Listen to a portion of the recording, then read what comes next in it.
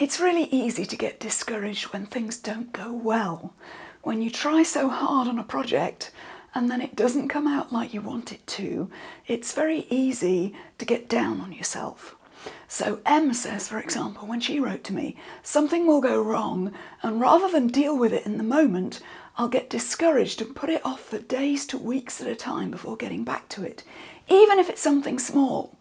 I know how this feels. We've all been there. You're working on a project and you think that you're figuring it out, and then you hold it up and, oh God, it's gone horribly wrong. I've had this with my red skirt. You've seen me wear this red wool skirt a million times, and I haven't worn it since November. It's now February if you're watching this in the future.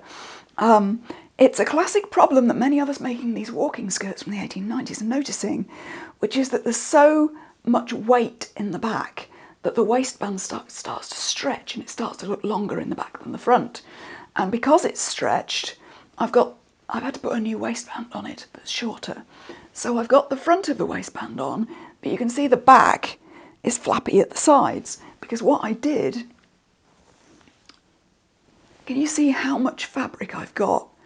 And that little bit of waistband, that's all got to be pleated into there because it's all stretched. So I, at great length over the last couple of months, because I got a lot on my plate, I've been doing a little bit here and there, and I pleated it up into 3 big pleats either side, hand sewed them down, hand sewed them to the waistband, and then when I put it on, I finally got it finished. Yes, I've got it finished in time for this thing. I'm going to go out this weekend. I'm ready. And I put it on. I turned around and looked in the mirror, and the pleats, instead of hanging down at the centre back, the edges of the pleats, they sort of hung like an inverted V. So it was like my arse was like poking out from between these pleats, and it just looked horrible, and there was just no way I could deal with that. There was no way on earth that was going to do. So I had this moment where I'm like, yeah, it's just not going to work. So what did I do? Well, you have this moment where you've got this choice. How am I going to react? There is a split second where you're deciding how to react. Am I going to be calm about this, or am I going to throw a fit? And sometimes it's easier to control that than other times. If you're tired or stressed out anyway, it's going to be much harder. It actually helps to get upset for a minute. You need to let feelings out. You need to let your voice be heard. That's the part I'm not good at, as you know. It's okay to feel the feelings for a few minutes and just get it out of your system. You have to let it flow and then let it go. It's like you're allowed to scream like a banshee for 30 seconds and then let it go. And that can sometimes be the best way to do it rather than just bottling it up or pushing it down. So you're allowed to react. You're allowed to feel discouraged. But then what do? Don't let it last. Let it go. Let it out, let it go. And what I did was that I had a moment of, okay, breathe. And it was almost like I was parenting myself. It's like, step away from the project. We're going to take the skirt off. We're going to leave the room. And we're going to go away and we're going to make a cup of tea and we're going to do something else for a while we let this just process. And that's what I did. I allowed myself to step away. I mean, Em is saying she gets discouraged and puts it off for days to weeks at a time before getting back to it, even if it's something small, rather than dealing with it in the moment. It's not necessarily wrong to not deal with it in the moment. It's okay to step away. Quite often you've given yourself a problem that is not going to be solved easily. It's not necessarily easy to see what you've done wrong. So it can be a great idea to just see what the situation is, step away from the situation, and let your mind work on it for a while. Let yourself calm down. Cup of tea solves all ills. And let your mind work on it. You've heard the expression about sleeping on a problem. It's actually a great idea to step away from a problem and just let your mind work on it. Either consciously, you can be consciously thinking about it while you're doing something else, or letting yourself go and do something else and letting your subconscious mind deal with it. Sometimes literally sleeping on it.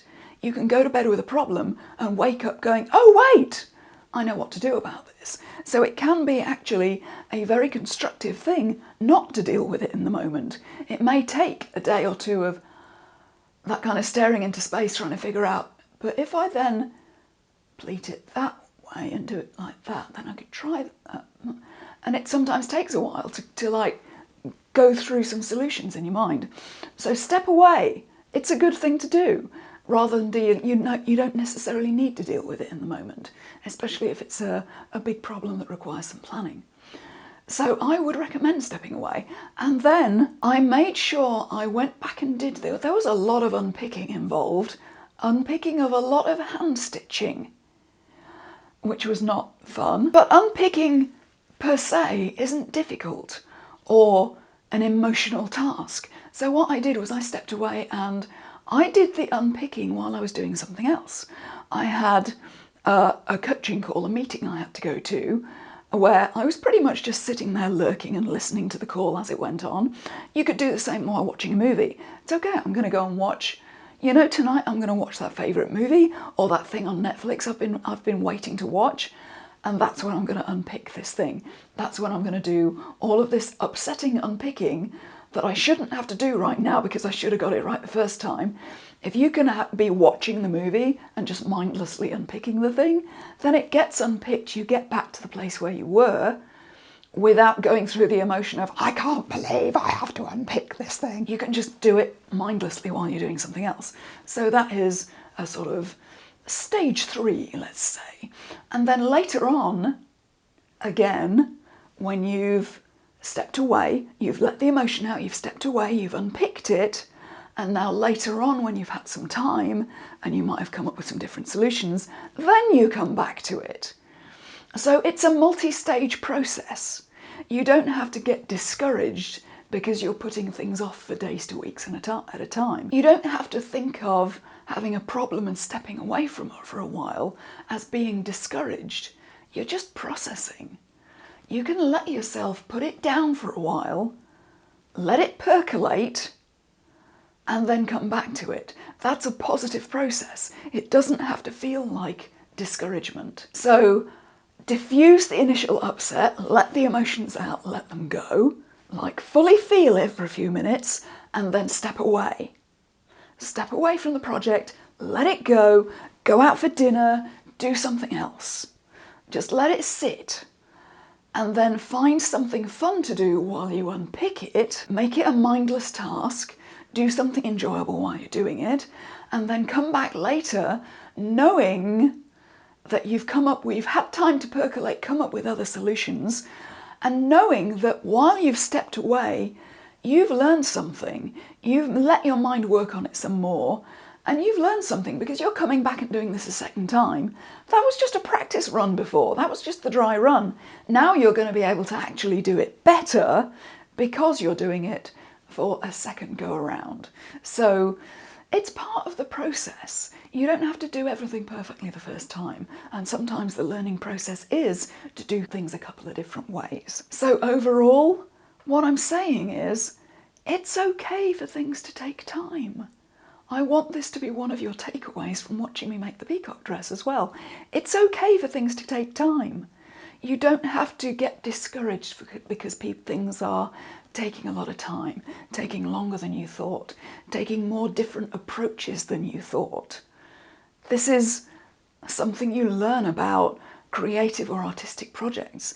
The creativity is in how things don't go to plan and you have to go back and rethink and do it a different way. But the emotion that's attached to it doesn't have to be discouragement.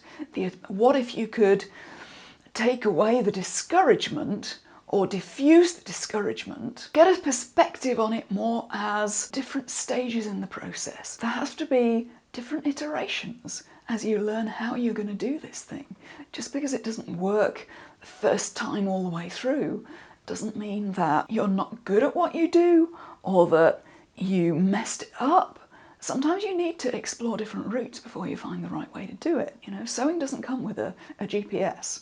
You know, you have to try different routes before you find the right way through. Tell me in the comments below about a project that you've done that didn't go right the first time, but actually went better because you had to go back and maybe unpick a bit and do it again. It probably made you think harder about how it's done, how it works, and I think you'll find you probably understood that project better and understood future projects better because you had to go around again. But be okay with your projects being a multi-stage process. And I'll see you next time.